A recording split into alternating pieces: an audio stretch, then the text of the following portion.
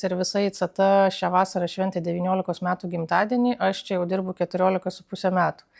Tai aš atėjau į labai jauną sąlyginai įmonę, bet man jau tada atrodė, kad tai labai rimta, kad tai yra atsakingų žmonių bendruomenė ir jiem visiems labai rūpėjo, ką jie daro, kodėl jie daro, ir tas atsakomybės jausmas buvo. Tiek iš vadovų, tiek iš kolegų tas jausmas, kad tu gali daryti pokytį. Jauteisi, kad tu esi svarbus ir kad tu gali padaryti tą indėlį, pokytį į kažką tai kitokio, efektyvumą ir panašiai.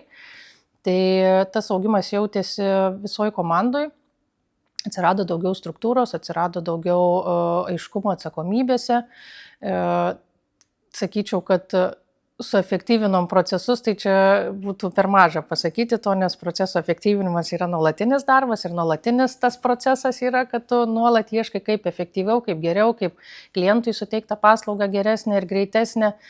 Tai kaip technologijos keliauja į priekį, taip ir mes turim vytis ir eiti žingsnis į žingsnį su technologijom, tai tas turbūt ir yra tas jausmas, kad mes negalim sustoti vietoje ir nuolat augam, nuolat keičiamės, vystomės ir ieškom, kaip dar būti geresniais. Turbūt tas jausmas kaip namai, tai yra apie žmonės. Kad tu jauti nuolatinį palaikymą, kad tu gali būti atviras, kad tu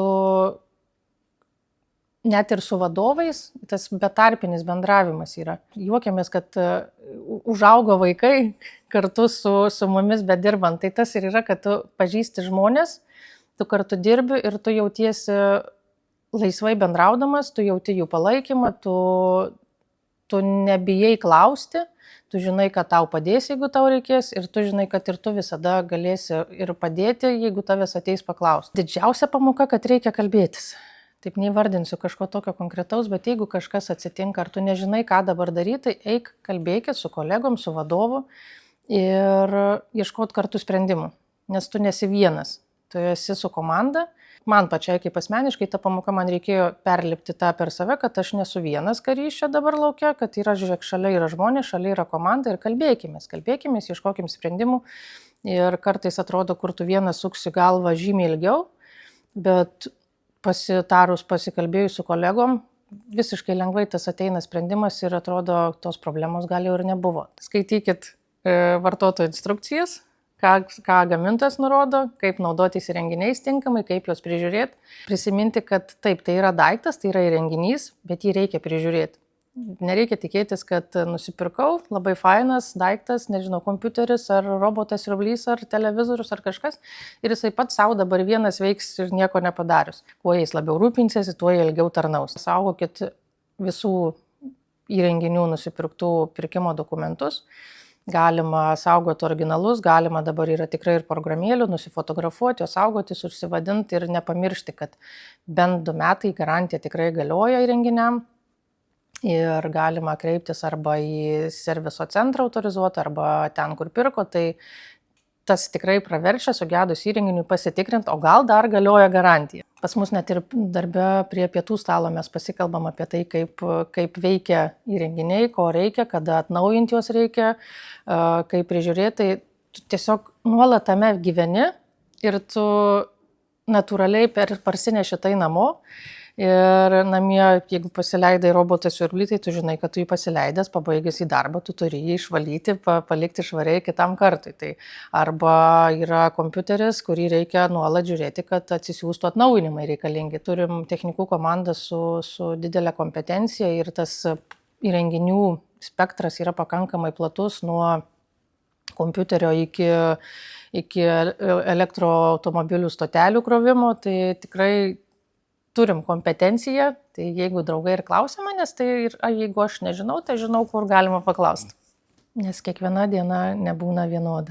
Jos visos skirtingos. Nemėgstu žodžio iššūkis, bet tų iššūkių turim savo kasdienybėj.